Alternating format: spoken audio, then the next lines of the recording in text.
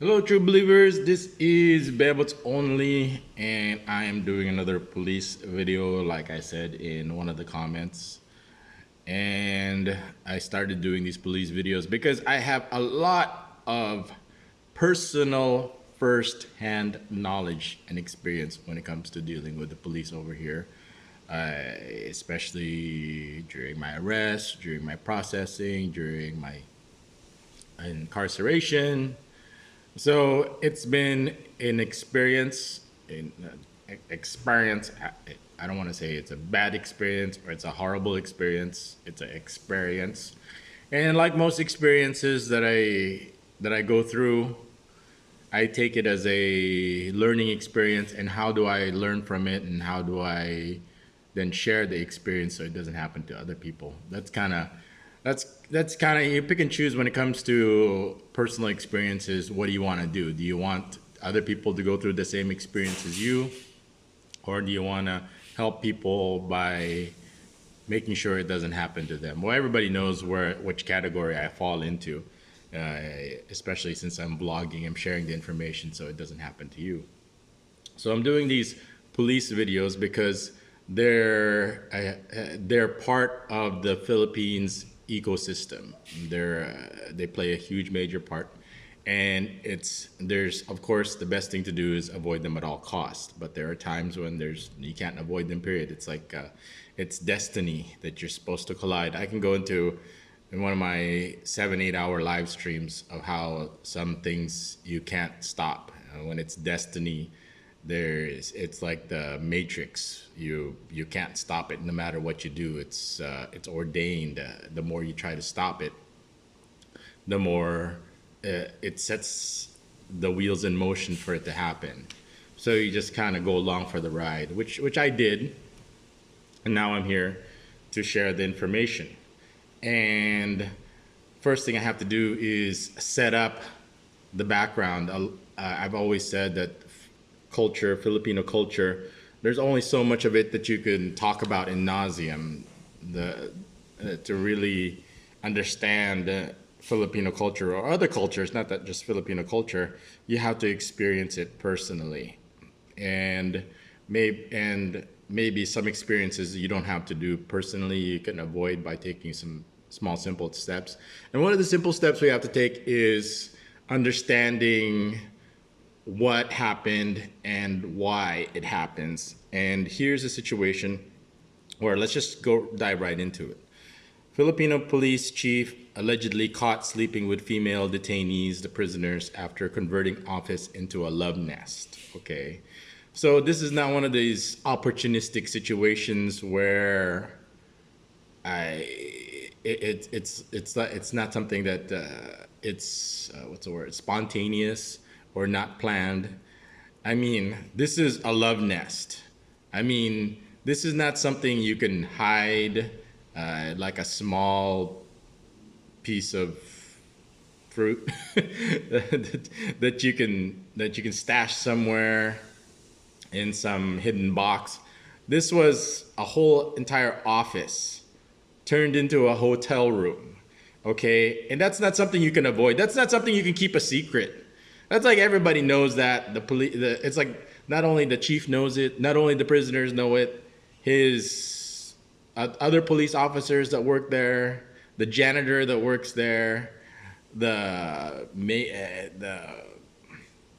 secretaries that work there, everybody, and then the whole barangay and the whole.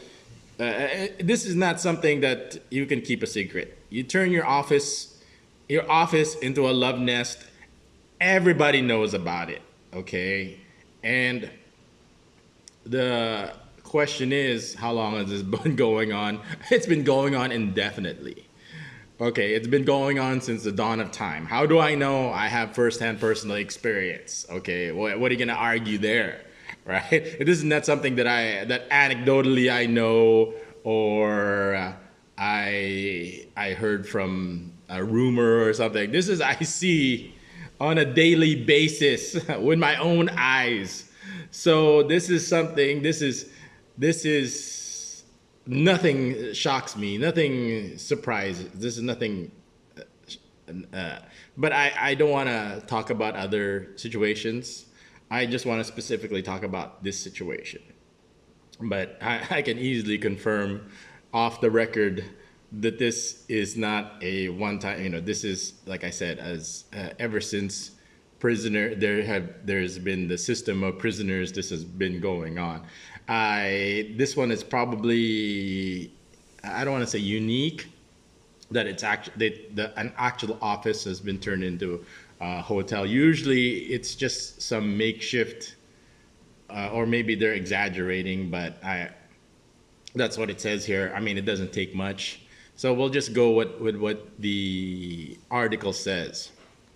So if you read the article, let's get into some of the information, some of the details. There were two women outside of the prison. Now, normally when people are outside of prison, they're usually what's called like trustees, where they actually do a lot of the work.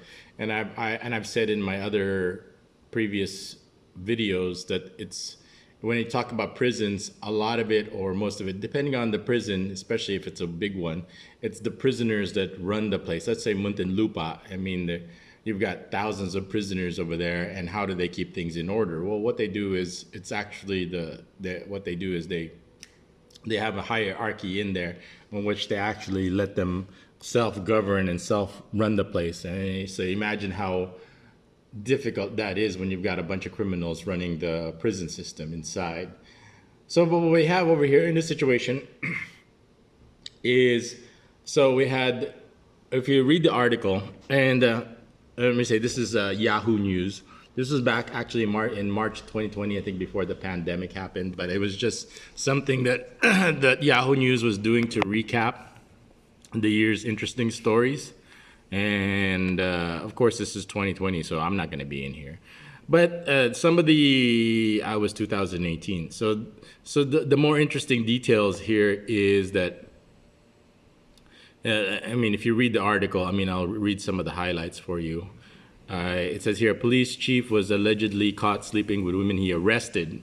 So apparently it was him who arrested after converting the back of his office into a love nest. Police Chief Major he's a major also. So that means it's like he went to the Philippine National Police Academy. He spent several years, I don't know, it's like 4 years or more into getting his a certification credential so he'll become a higher rank police officer. So he was a major, so he could become the chief of a certain detentions or prisons. So you have to go through that. So he's had a lot of education and background to become a chief over here. So it says here, it extended his. So what he did was he extended. Here, let's read the article over here. What he did was he extended his room, then added 2 large beds. So I don't know how he extended his room. If he did renovations, but that's his office. So imagine if you're like going to a meeting and meeting him at his office. It's like, oh, hey, I like what you've done with your office. Look, you've got 2 nice, comfortable beds. So, I mean, if one wasn't good enough, you could have 2. So imagine going to somebody's office, like your chief of police, and going in, and then going in there, and it's like, oh, okay, hey, look how comfortable and homey it is in here. You got 2 beds, you never have to leave. You could just sleep here. So colleagues become suspicious. That's only when they became suspicious. Okay, after he allegedly took women who had been detained in custody back to his office, where they would spend the night. Oh, so that's when they became suspicious. They didn't become suspicious when he extended his room and had 2 beds. They became suspicious when they go, oh, so that's why they're. So I just wanted to show you, this is kind of silly here.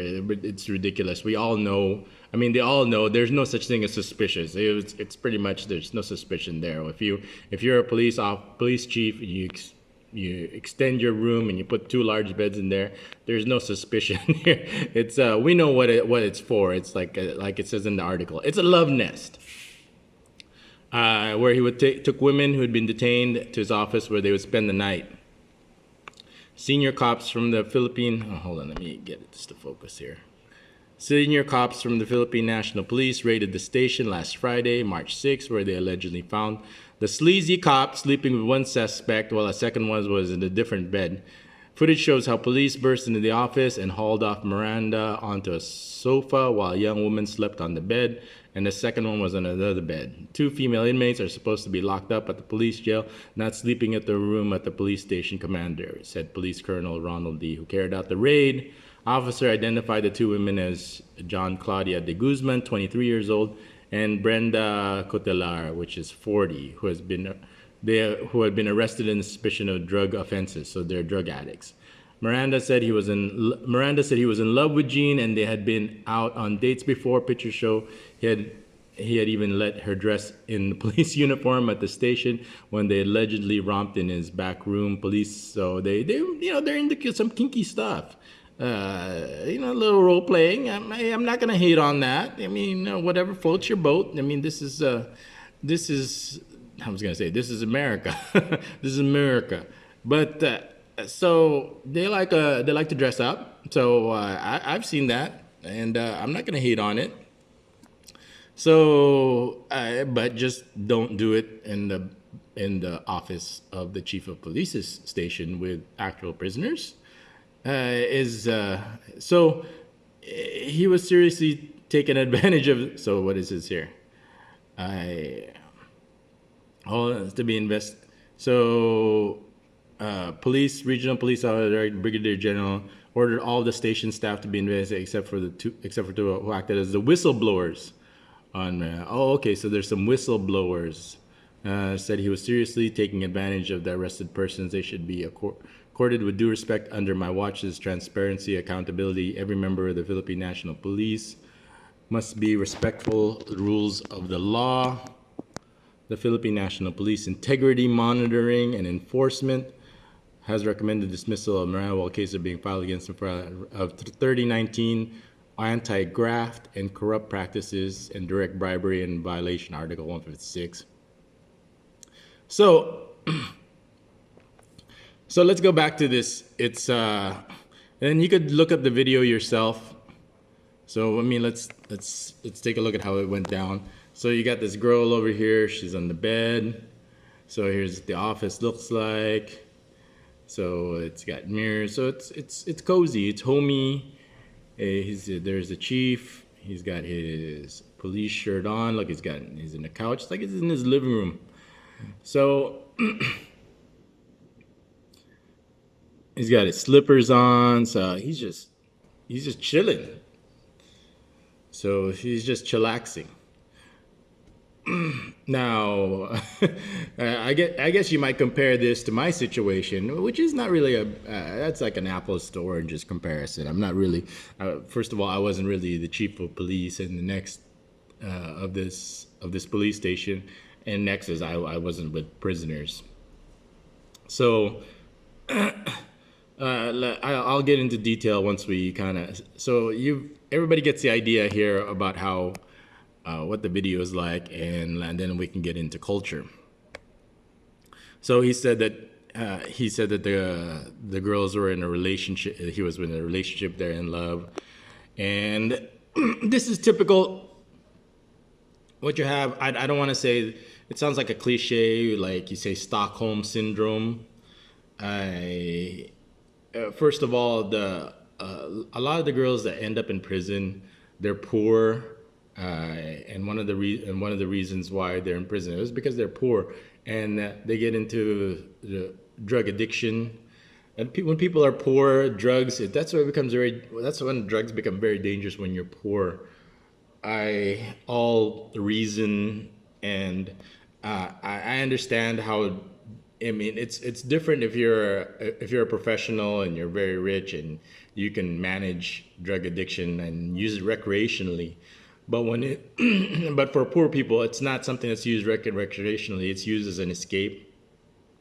And once you use an escape, it becomes an uncontrollable addiction. I repeat, there's one thing to use drugs recreationally or pharmaceutically, but then but to use it as an escape. I mean, if you're one of those people that work hard during the week and then a Friday comes or the weekend comes and you want to light up a doobie and you want to go all Snoop Dogg out during the weekends and then get back on during the week, I mean that's fine.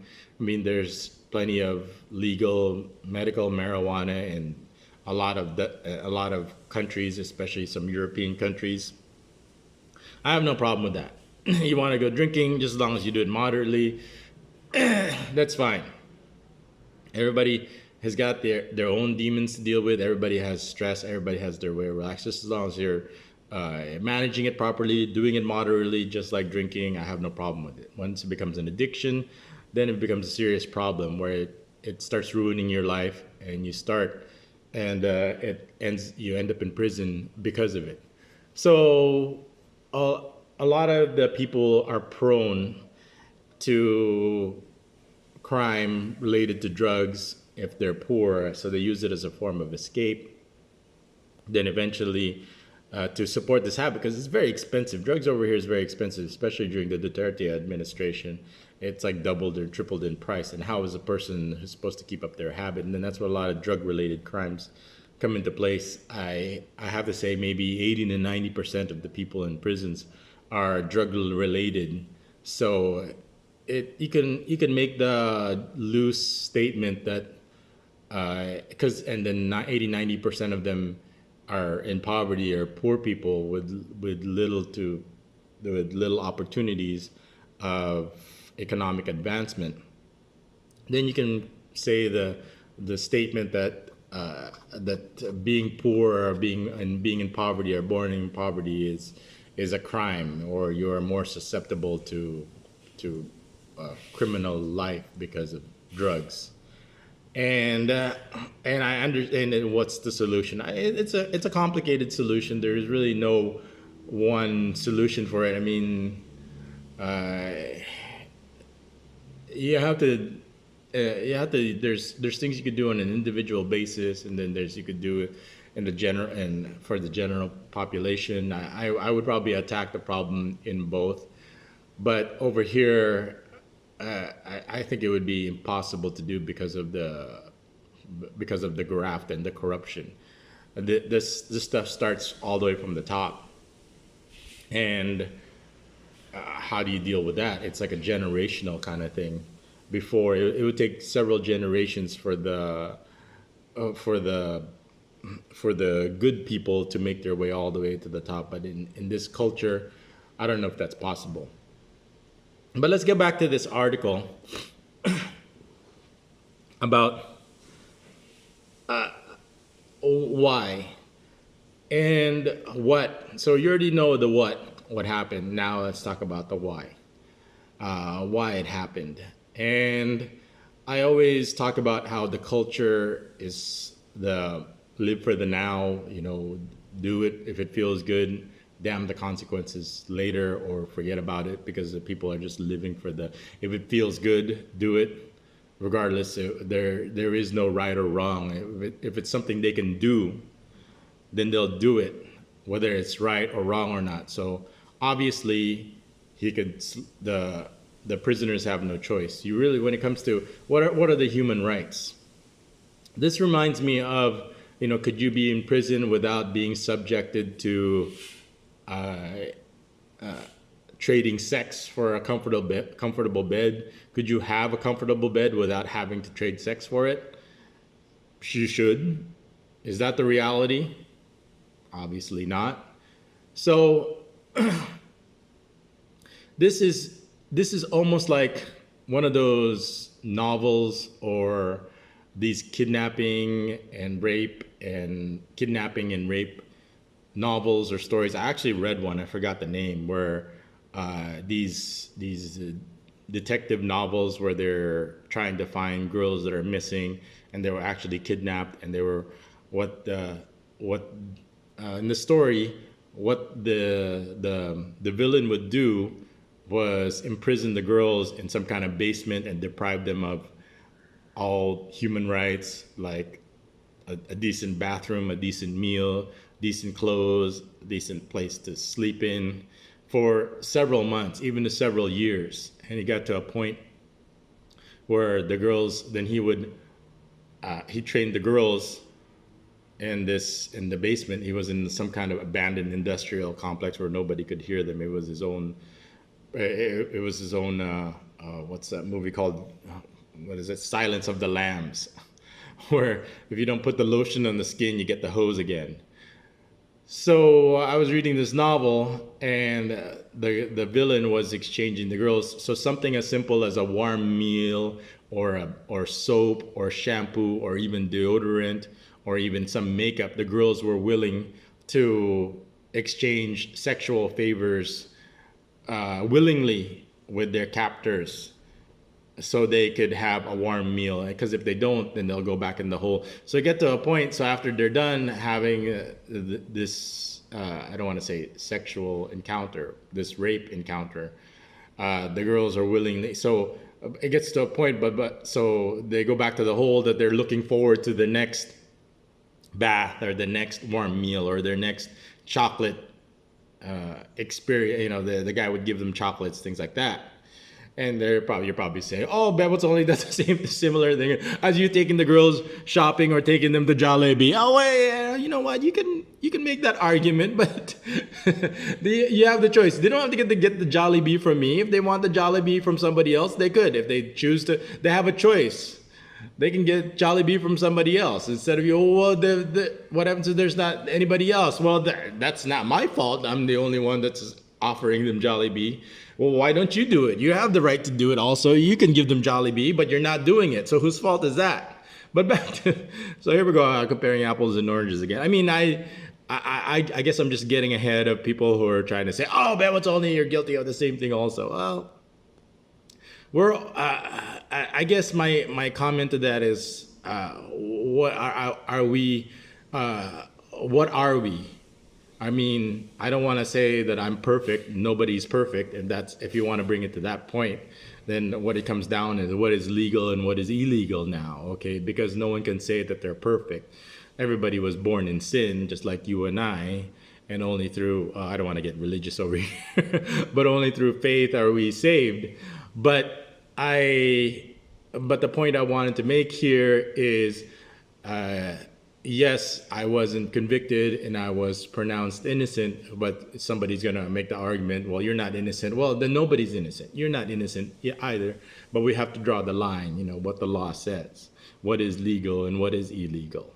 And what this person is doing right here has definitely crossed the line. Maybe you can make the argument that I'm in that gray line, okay, where, but I've always said, if you really want to be safe, then just stay home and self-pleasure and do one of these live online self-pleasure, kind of like the movie Demolition Man, where you have relationships and sexual encounters without ever touching or seeing anybody in person. I mean, that maybe that's the future, just like in Demolition Man. But for me, I'm kind of an old-fashioned guy. I like sex with a person in the same room. I mean, call me old-fashioned. But I would like to think that I'm not alone when it comes to that, and I'm not a hypocrite. But there's some people that are. Why they are, that's another discussion in itself. But let's go back. So the story is, so that's basically what's happening over here, because prison systems over here, they're so they have not, for example, in the detainee, there's no food. You're on your own when it comes to food. If the government doesn't give you, in America, if you're ever detained for a couple of hours, they'll give you a whole meal and dessert and a whole catered meal. Over here, if you're detained, there's no government allowance or budget for your food, so you're on your own. If you don't have any family members bringing you food on a daily basis, then you're gonna starve to death. Well, so technically, but there are systems put in that for the people who don't get any visitors, who don't get any food brought to them, then there's a system where some of the burden is shared within the prison, not which the police will look the other way. I can get into I don't know. I mean, if that's not something I want to get into publicly, because police looking the other way so other people can eat. Why? Which we won't get into. Let's just talk about because I'm thinking about it. Because it's like if I talk about this, then I have to talk about that, then I have to talk about this. So I want to try to stay focused on the sexual nature and why, and how it's similar to not exactly the Stockholm syndrome, because yes and no, but in a more worse case scenario. So we're talking about a lot of these girls here that they're already, if they're in drugs already, they have experience or background in terms of exchanging sex. So that's the only commodity they have to exchange for drugs or even food or even water or clothing. So in exchange for sex. So in this situation, they're exchanging maybe food, a little bit of freedom, a comfortable bed, and yes, because if you're in prison, you wouldn't have access to sex, and then this person is giving you access to sex, even though it's almost with somebody you wouldn't normally pick outside. Then you're like, oh, it's better than nothing, especially if you're going to be stuck there waiting for your hearing for several months, even several years. So where are the human rights in here? Then there are no human rights in here. What the person is taking clearly is taking advantage of a desperate situation. And does it go on all the time? As you could see with the love nest, yes. And what are you gonna do to stop it? Why do the whistleblowers? I kind of go back and forth on this. There must be usually if this goes on, if you assume this goes on everywhere all the time, it's happening right now. Why does this the only one happen? It's probably because political. The person probably maybe they had like a vendetta or something, but usually this doesn't happen. You don't go. This is the chief of police. You kind of protect them like everybody was doing, and then maybe there was another higher person. I can't get into what now. I mean, that's probably makes more sense. And one of the things you could ask, oh, maybe one of the family members of the prisoners. The answer is no. From my experience, there's a code that there's just things you don't talk about, and you just what kind of happens in prison stays in prison, which is something that I struggle with in terms of what I can share and what I don't want to share, because it's very sensitive. A lot of things that go in there are very sensitive, and this is just kind of one of the ones that I can publicly talk about because it's publicly being shown over here online and discussed. So it's not really me, but what I'm doing is I am commenting on it and I'm adding my own. So so you got the 23-year-old. So he was bringing women in there, and one of them was 23, one of them was 40. And you're probably asking, well, the 23-year-old, like somebody in their 20s, and this police chief is probably in his middle age, probably like me in his 40s, maybe 50s, or even 60s. That's possible. And with a prisoner that's 20 in their 20s. But then you're talking about, what about the 40-year-old? Well, I'll tell you what the 40-year-old is.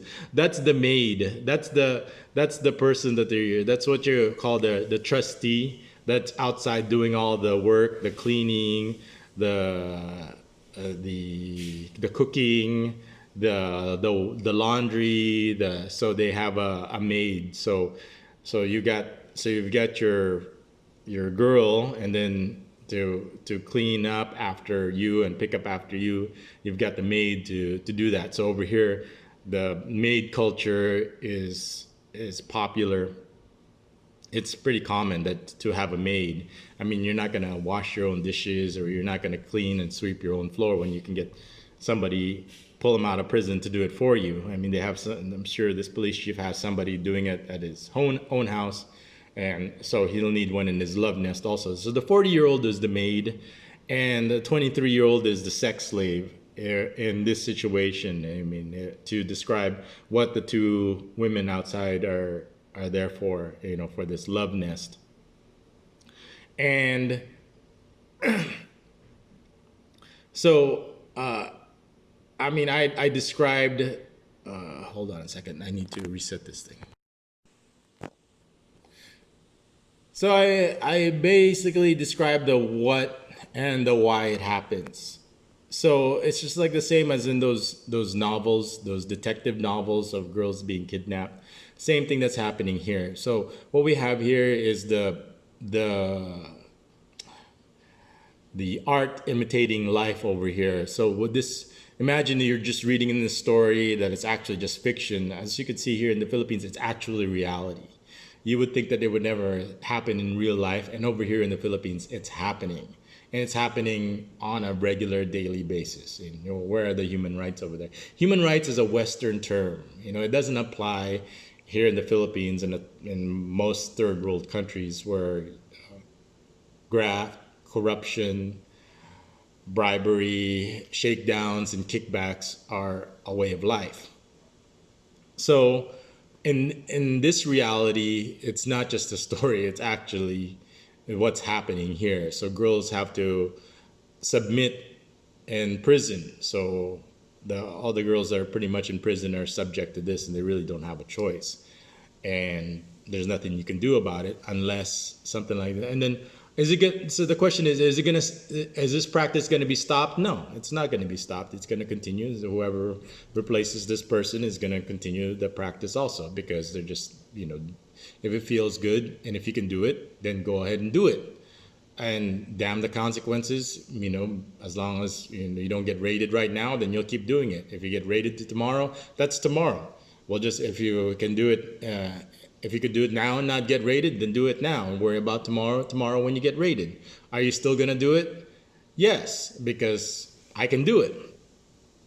Whether it's right or wrong, I'm going to do it. And what can you do? What's the solution for this? There is no solution for this. You just kind of accept it. And if you're in the system, it's not whether it's a right or wrong process. It's just the reality, and we just accept it, and then you just have to deal with it on an individual basis. Make sure this doesn't happen to you or yours. What's the solution? Well, don't be poor. Don't get involved in drugs.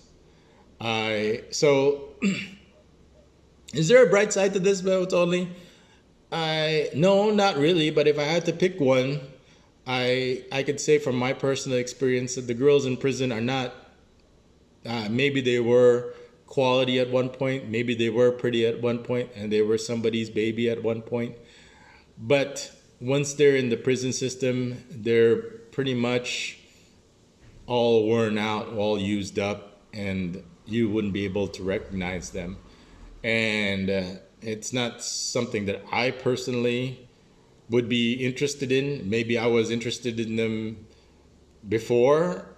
I would have been interested in them before, but that time has been long gone, and that line has been crossed so far, so long ago, that I wouldn't be interested in any of the women in prison. But as you can see, this police chief, and from my experience, the ones that are not, they don't stay in prison that long. But the ones that are there for several months or several years, they're like, they look like Lindsay Lohan after the drugs. That's why I say no to drugs, because you saw what Lindsay Lohan before looked like during Freaky Friday and the Disney movies, and Herbie the Love Bug, and then after the drugs, how she became so nasty you wouldn't even touch her with a 10-foot pole. I mean, some people might be into that, but I'm not.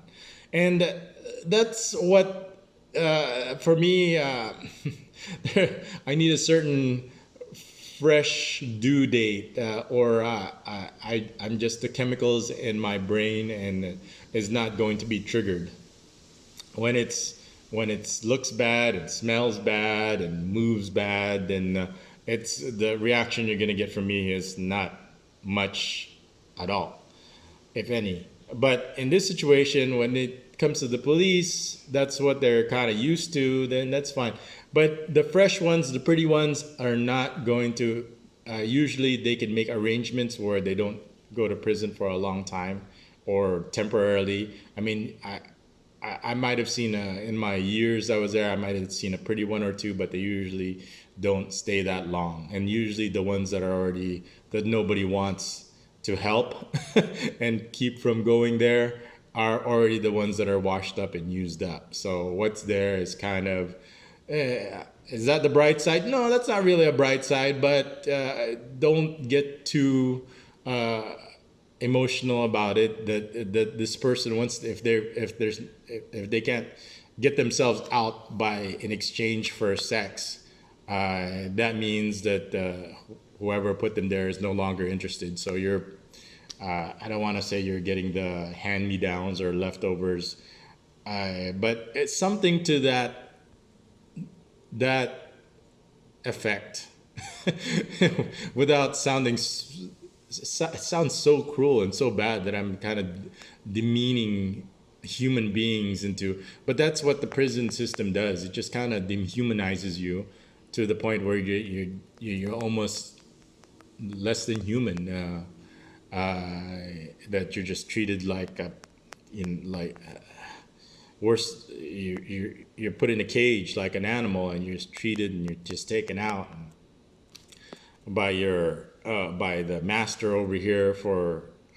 So for, I mean, like I said, it's difficult for me to throw a blanket statement.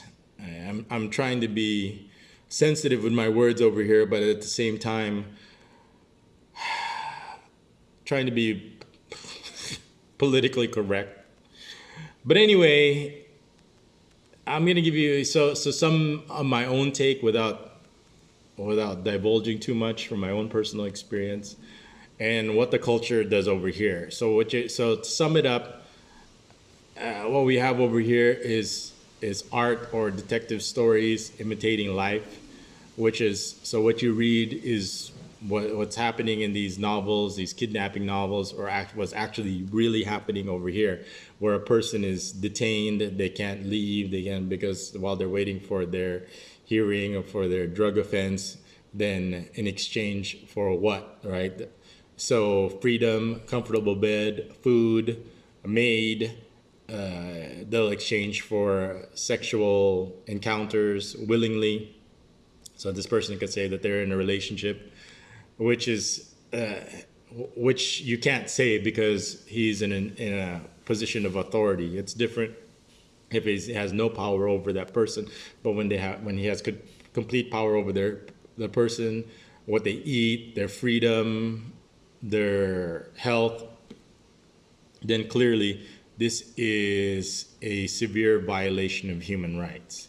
And I say that because most of the people that are going to be watching this are from the West, but over here, civil rights, and I mean civil rights, human rights, as you can see, is a Western term. I mean, you can use it. It's like customer service, but it's almost like a joke and a punchline.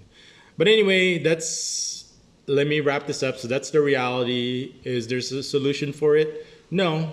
But it is a reality, and you just accept it and keep that in mind when you're here in the Philippines, or when you're dealing with people that are actually here, that you can't, like I said, that you can't be applying your own Western culture, your own Western mindset, and your own ideas into how people live and do things over here. They'll continue doing this, and there's really nothing much, or there's really no urge for people to do anything, because people in prison don't really have any advocates for them like they do in some Western countries.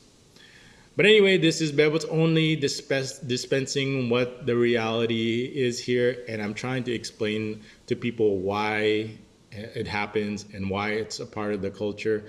And it's probably going to be hard to explain, but we could talk about it more in detail in the next live stream. A lot of people have comments or questions. Some are good, some are decent, some are okay, but I'll go ahead and entertain them all in the next live stream. When that is, I don't know, but I will do it. I just can't promise when I could do it.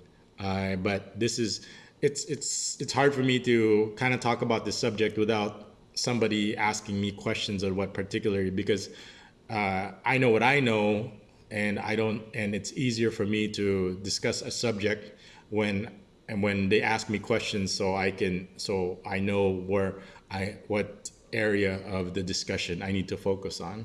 But anyway, like I said, this is the police chief. He turned his office, and the whole police station knew that he turned it into a love nest, and nobody did anything about it until now.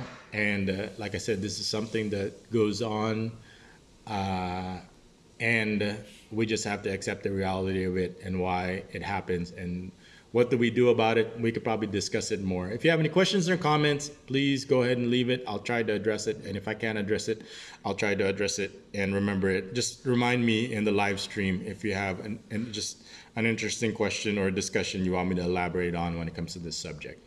Anyway, this is Bebel's Only, and I hope you enjoyed it. Thanks for watching.